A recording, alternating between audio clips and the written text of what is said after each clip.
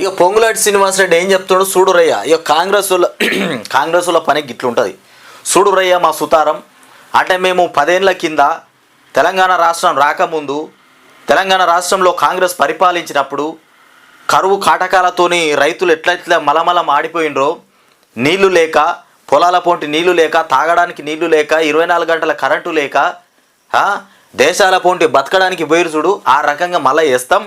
VRO వ్యవస్థను మళ్ళీ తీసుకొస్తాం. భూములు ఉగల భూముల వాళ్ళకి ఎక్కించేటట్టు, విఆర్ఓలు పైసలు జేబులల్లో పైసలు నింపుకునేటట్టు, విఆర్ఓల చుట్టూ రైతులంతా తిరిగేటట్టు ఇట్లాంటి పనులు మేము మళ్ళీ చేస్తాం.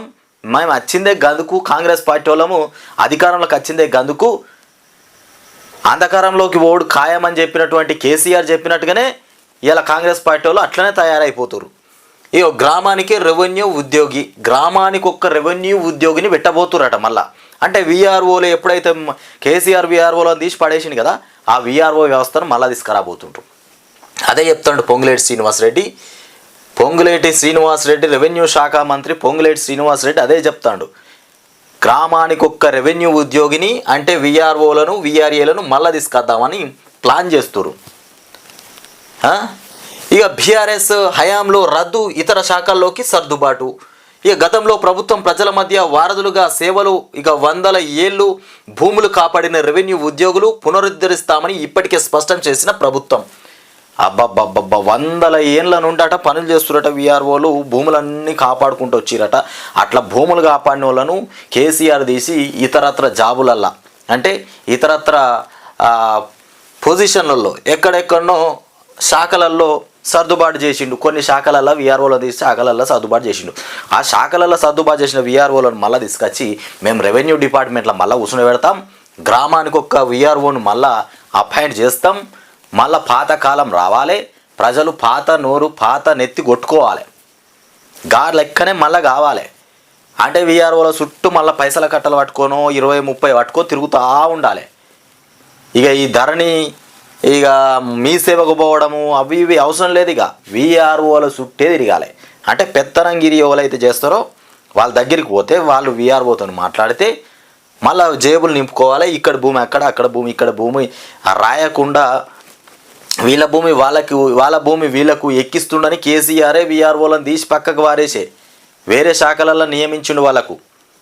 వాళ్ళకున్న జీతాలను అట్లనే రన్ చేసుకుంటా ఆ విఆర్ఓ వ్యవస్థనే తీసి పడేసిండు మొత్తమే.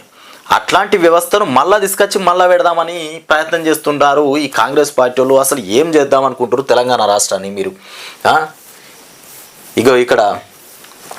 ఇక పెద్దల తప్పులు బయటపడతాయనేటువంటి రెవెన్యూ విచ్ఛిన్నం, ఇక సంస్కరణల పేరుతో తెచ్చినటువంటి ధరణి ఓ తప్పుల తడకనట. ఇక పోర్టల్లోని లొసుగులతో సర్కారు భూములు మాయం, బీఆర్ఎస్ తొత్తులకు కట్టబెట్టినటువంటి వాటిని పేదలకు ఇస్తాం, ప్రతి ఉద్యోగికి 5 తేదీలోపే జీతం పడేలా కూడా చర్యలు తీసుకుంటాం. అయితే బీఆర్ఎస్ పార్టీలో ధరణి వచ్చిన తర్వాత పెద్ద వాళ్ళందరికీ భూములు తొత్తులకు ఎవరెవరైతే బీఆర్ఎస్కు తొత్తులుగా ఉన్నారో వాళ్ళందరికీ భూములు కట్టబెట్టిందట. ఏది ఈ ధరణి పోర్టల్ వచ్చిన తర్వాత. సరే అట్లనే అనుకుందాం. ఇప్పుడు ఈ విఆర్ఓ వ్యవస్థను తీసుకొచ్చిండ్రు. తొత్తులకు ఎక్కడెక్కడైతే భూములు గట్టపెట్టినరో బీఆర్ఎస్ పార్టీ వాళ్ళు ఆ తొత్తులకు గట్టపెట్టిన భూమిని లాక్కొని పేదలకు పంచుతా అంటారు కదా, ఆ పని తొందరగా చెయ్యండి. సరేనా? పొంగులేటి శ్రీనివాసరెడ్డి ఈ పని తొందరగా చెయ్యి. నీకు దమ్ముంటే ఈ పని ముందుగా చెయ్యి. చేస్తే అప్పుడు నువ్వు పొంగులేటి శ్రీనివాసరెడ్డి, నీకు ఇచ్చింది మంత్రి, నువ్వు మంత్రిగా పనిచేస్తున్నావు, రాష్ట్ర ప్రజల కోసం పోరాడుతున్నావు అని మేము నమ్ముతాం. సరేనా? విఆర్ఓ వ్యవస్థను తీసుకొచ్చినాము, మళ్ళీ విఆర్ఓ వ్యవస్థను తీసుకొచ్చి పాత రోజుల్లాగా నడిపిస్తాం. ఈ మాటలన్నీ బూటకాల్లాగా మాట్లాడతాం. ఇవన్నీ కాదు. పని ఉంటే చెయ్యి, చేసేది ఉంటే ఆ పని చెయ్యి ఫస్ట్. ఇక ప్రతి ఉద్యోగికి 5వ తేదీలోపే జీతం పడేలా చర్యలు. ఇక రెవెన్యూ మంత్రి పొంగులేటి శ్రీనివాసరెడ్డి వ్యాఖ్యలు. డిప్యూటీ కలెక్టర్లు, తహసీల్దార్ల సంఘం ఇక డైరీ క్యాలెండర్లను ఆవిష్కరించినటువంటి మంత్రి. ఇక హైదరాబాద్లో ఇక రాష్ట్రంలో మళ్ళీ విఆర్ఏ వ్యవస్థ రానుందా? గతంలో ప్రకటించిన మేరకు కాంగ్రెస్ ప్రభుత్వం ఈ మేరకు చర్యలు చేపట్టనుందా? ఇక బీఆర్ఎస్ సర్కారు హయాంలో తొలగించినటువంటి వ్యవస్థను పునరుద్ధరించనుందా? ఇక గ్రామ స్థాయిలో రెవెన్యూ శాఖను పటిష్టం చేసేందుకు నడుం బిగించనుందా? ఇక రెవెన్యూ శాఖ మంత్రి పొంగులేటి శ్రీనివాసరెడ్డి వ్యాఖ్యలను బట్టి చూస్తే ఈ ప్రశ్నలన్నింటికీ అవుననే సమాధానం వస్తోంది. ఆదివారం హైదరాబాద్లో డిప్యూటీ కలెక్టర్లు తహసీల్దార్ల సంఘం డైరీ క్యాలెండర్ ఆవిష్కరణ సందర్భంగా ఆయన మాట్లాడుతూ ప్రతి గ్రామంలో రెవెన్యూ వ్యవస్థకు సంబంధించిన ఒక వ్యక్తి ఉండేలా చూడడమే లక్ష్యంగా పేర్కొన్నారు. ఇందిరమ్మ, ఆయుష్మాన్ ఆరోగ్య మందిరాలు, పిహెచ్సిలు, పల్లె బస్తీ దవాఖానాలు, అర్బన్ హెల్త్ సెంటర్ల పేరు హెచ్చరిక కేంద్ర ప్రభుత్వం. ఉప శీర్షికగా ఆరోగ్యం, పరమం ధనం వెంటనే బ్రాండింగ్ చేయాలంటూ ఆదేశాలు. రాష్ట్రంలో 4636 కేంద్రాల పేరు మార్పు. రెవెన్యూ ఉద్యోగి, గ్రామానికి ఒక్క రెవెన్యూ ఉద్యోగిని నిర్మించబోతుండు. అయితే ఇంకొకటి ఏంటంటే రెవెన్యూ శాఖ పటిష్టం చేసేందుకే నడుం బిగించనుందా?